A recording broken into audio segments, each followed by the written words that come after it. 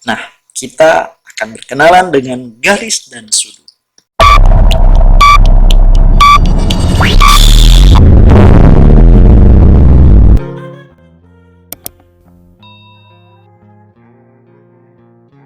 Oke, bismillahirrahmanirrahim. Assalamualaikum warahmatullahi wabarakatuh. Kembali lagi bersama saya di channel YouTube ini, Rahmat Daulima Channel. Alhamdulillah, kali ini kita akan membahas materi matematika MTS, SMP MTS ya, khusus pada materi geometri, submateri garis dan sudut. Oke, apa saja yang kita akan pelajari hari ini? Mari kita lihat peta konsepnya. Di materi kali ini, khusus untuk materi garis dan sudut, yang pertama tentunya kita harus melakukan pengenalan atau ta'aruf. Tak kenal maka tak sayang. Tak kenal harus kenalan. Oke. Jadi yang pertama setelah kita berkenalan dengan garis dan sudut, kita tentunya harus tahu dulu jenis-jenis sudut dan hubungan sudut.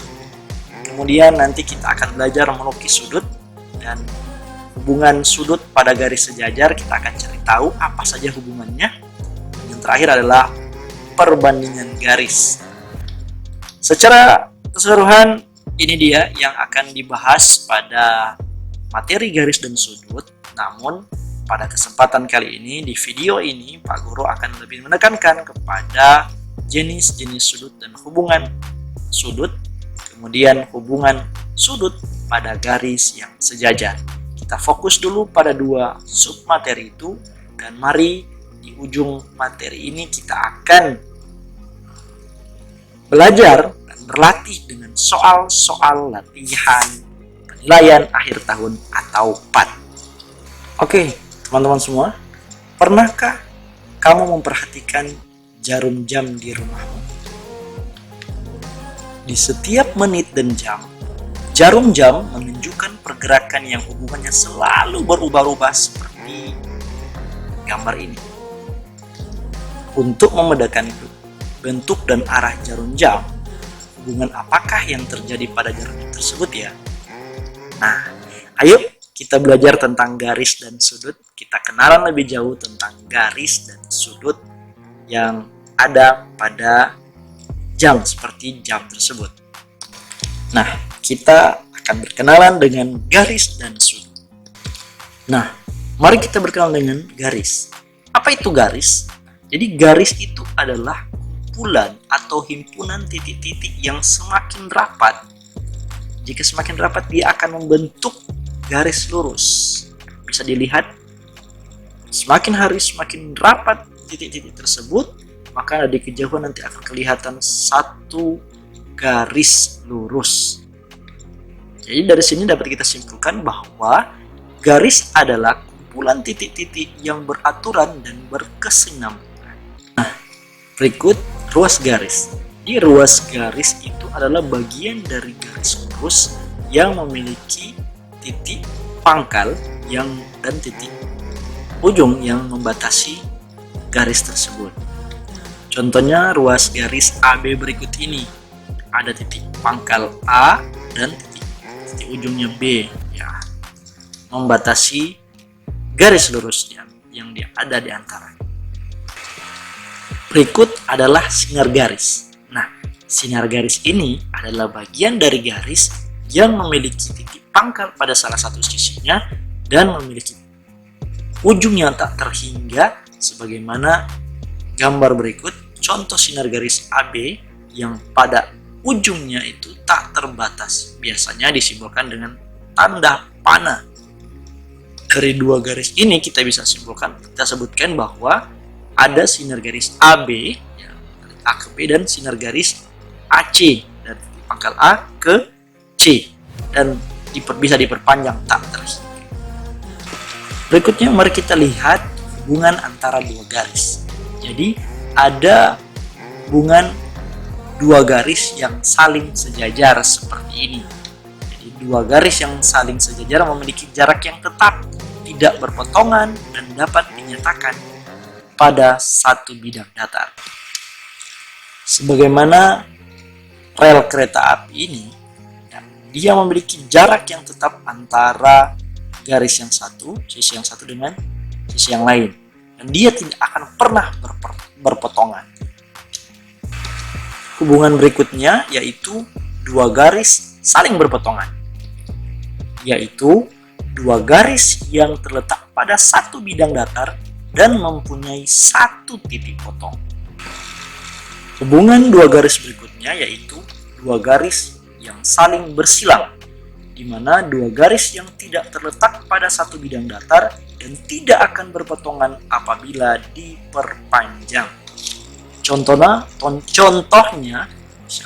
Contohnya pada gambar 7.13 berikut, yaitu gambar kubus di mana garis AB dan garis CG adalah dua garis yang bersilang, di mana apabila diperpanjang, dua garis ini tidak akan memiliki titik potong. Dia hanya bersilang karena tidak terletak pada satu bidang datar. Oke ya, mudah-mudahan bisa dipahami. Berikutnya adalah hubungan dua garis yang terletak berimpit. Garis yang berimpit adalah garis yang terletak pada satu bidang datar dan hanya memiliki paling sedikit dua titik potong atau dua titik persekutuan. Untuk memahami pengertian garis berimpit, kalian dapat memperhatikan jam dinding. Pada saat jam 12.00, jarum panjang berimpit dengan jarum pendek. Jarum menit dengan jarum jam, dia berimpit atau terletak pada satu garis. Nah, di sini mereka berdua paling sedikit memiliki dua titik persekutuan. Berikutnya, kita akan mengenal sudut. Kita berkenalan dengan sudut.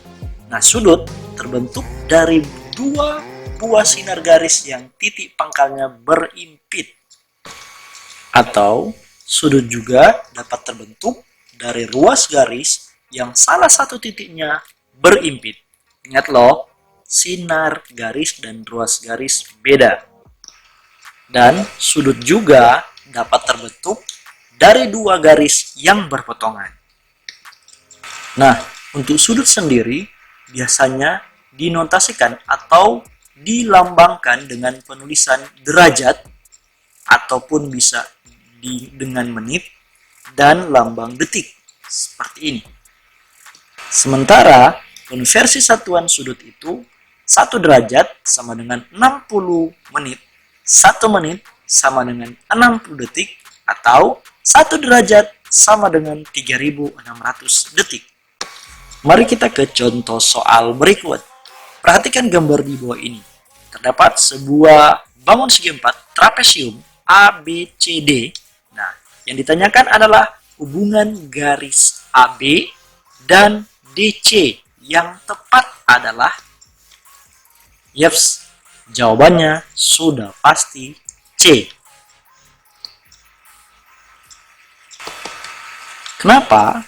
Karena garis AB dan garis CD adalah dua garis yang memiliki jarak yang tetap, tidak berpotongan, dan terletak pada satu bidang datar, sehingga hubungan antara garis AB dan CD adalah garis yang sejajar. Berikutnya, soal kedua. Nama sudut di bawah ini adalah apa ya? Kalau melihat dari gambar, sudut ini terbentuk antara ruas garis AO dan ruas garis BO yang titik potongnya berimpit, titik pangkalnya berimpit, sebagaimana perkenalan dengan sudut tadi. Nah, sudutnya terbentuk yang ini. Adapun penamaan sudut ini bisa kita berikan ketentuan sebagai berikut. Karena titik O merupakan titik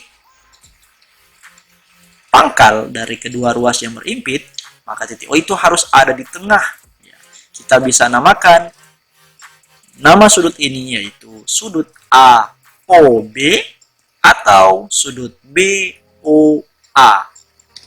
Sehingga dari 4 opsi yang memungkinkan, titik O merupakan titik sudutnya, titik sudut, sehingga yang memungkinkan adalah Jawaban C, sudut AOB. Oke, sampai di situ dulu pembahasan soalnya untuk submateri pengenalan dengan garis dan sudut. Next, kita akan lanjut ke bagian kedua, jenis sudut dan hubungan antar sudut. Nantikan penjelasan di video bagian 2 subbab garis dan sudut ini. Oke, dadah. Assalamualaikum warahmatullahi wabarakatuh.